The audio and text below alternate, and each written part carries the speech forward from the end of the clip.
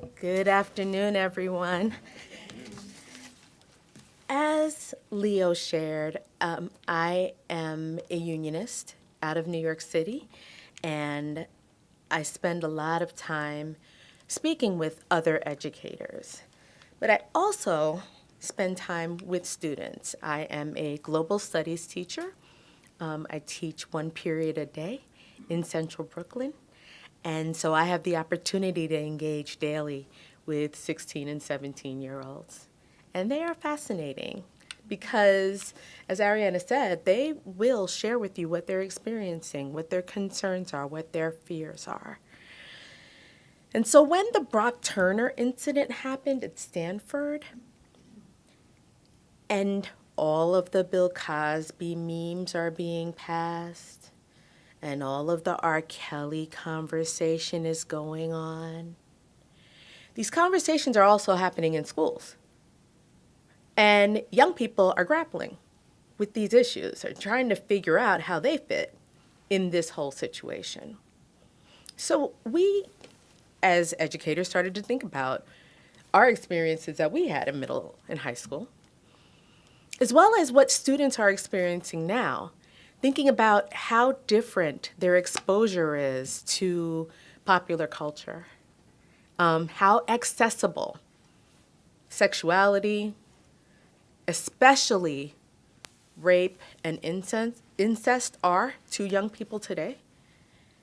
We talk about Game of Thrones like it's nothing, but there is a lot of violence, and there's a lot of sexual violence and gender-based violence in that piece of art.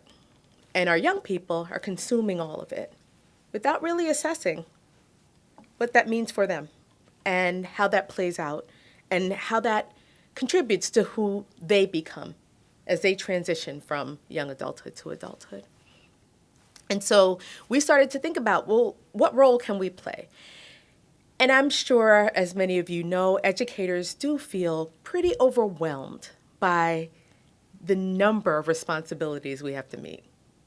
There are assessments, and we have graduation requirements, and we want to keep students safe in our schools.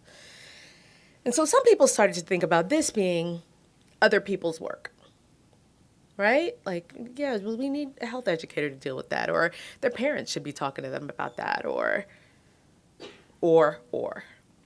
We realized for many of our students, the constant thread is us.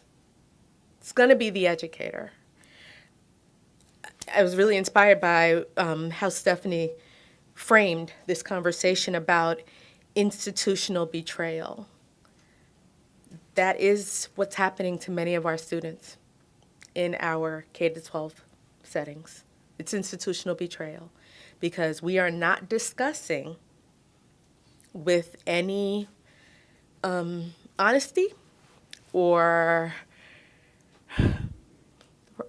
are we addressing with maturity the experiences that they are facing.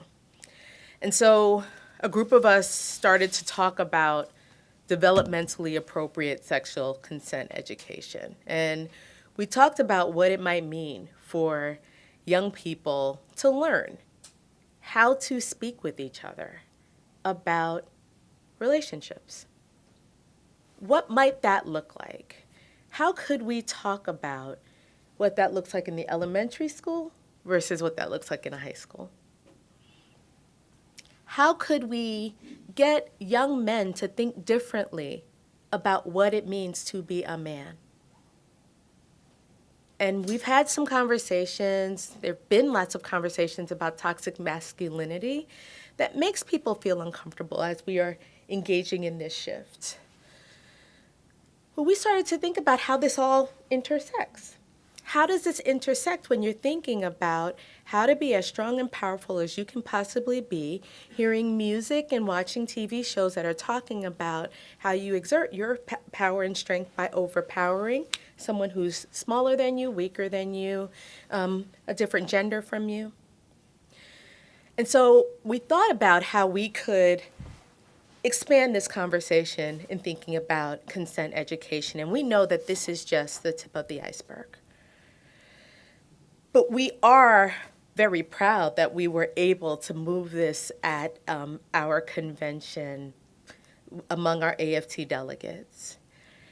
And I will share with you, even when we brought it to the floor, there were delegates who felt like this was focused on young women and not focused on young men.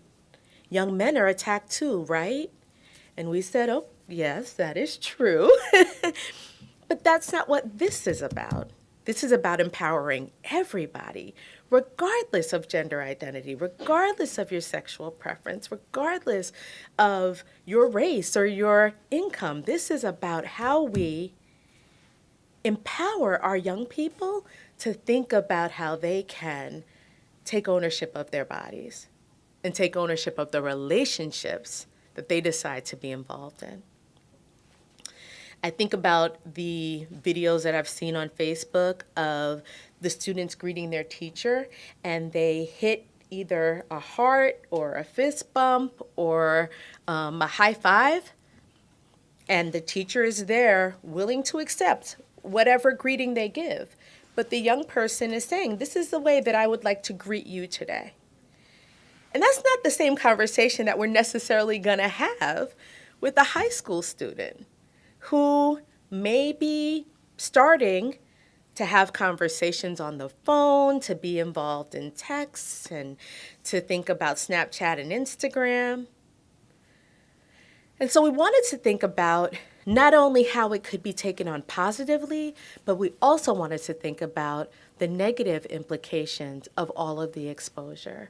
Like what happens with the bullying? What happens when students post pictures of each other that were intended for private consumption but end up on Facebook or end up in a group text on WhatsApp? And we figured that by engaging in research-based conversation around these issues, this would give us the chance to not only empower our young people, but also to get us to think differently about all of these issues. So I will share with you, many adults in schools are not interrogating the way that we think about all of these issues either, right? I've heard male friends say, with Me Too, that means I can't compliment anyone anymore. Or, can I shake your hand because, me too.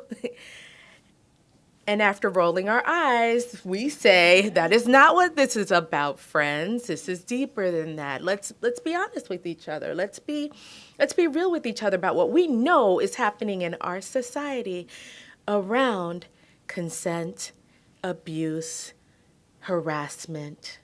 We know that all of this is happening. Let's talk about how we can move this in a different direction. And so from the educator's lens, I will just build on what Stephanie and Malcolm have discussed about how we can talk about this in our classes. My students read Homegoing recently, which is a wide-ranging story about experiences of a family in Ghana and in the United States. And there were instances of rape in the book. And we talked about consent. So what does this mean? This person was enslaved. That person considered her to be his property. Let's talk about what sexual behavior between the two of them means. And we unpacked that, right? But many of us are not going to do that because we're thinking about getting the curriculum passed through as quickly as possible, making sure these kids are prepared for these end-of-term assessments.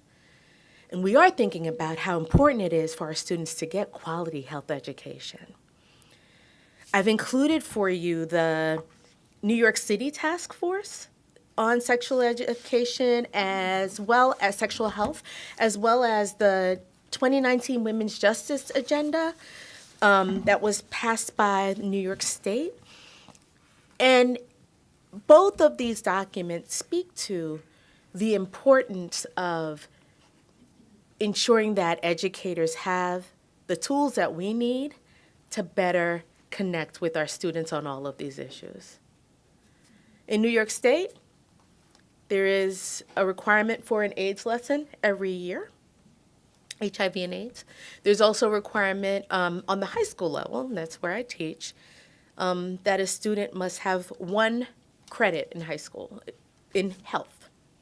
And so they could do that in 9th grade and never, ever speak in a professional setting about their physical health, their mental health, their sexual health, relationships.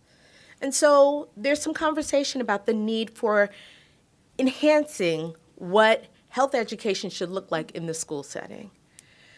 It's important for educators to receive the professional learning that we need in order to be successful with our students. For many of us, there's a lot of discomfort around these issues. And I will share with you that in my homeschool, we had a 2-day session where we talked about LGBT status, we talked about transitioning students, we talked about students who are experiencing conflict in the school because of sexual activity. And it was a challenging conversation for the adults. A lot of us were not prepared to engage in these conversations.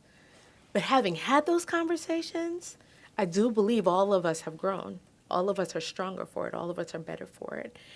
And with intentional, research-based professional learning that's given to all educators on all levels, it would be much easier for us to be more successful with our students around all of these important issues. And so I will stop there because I think we're going to have some more conversation, but I look forward to engaging in these conversations with all of you.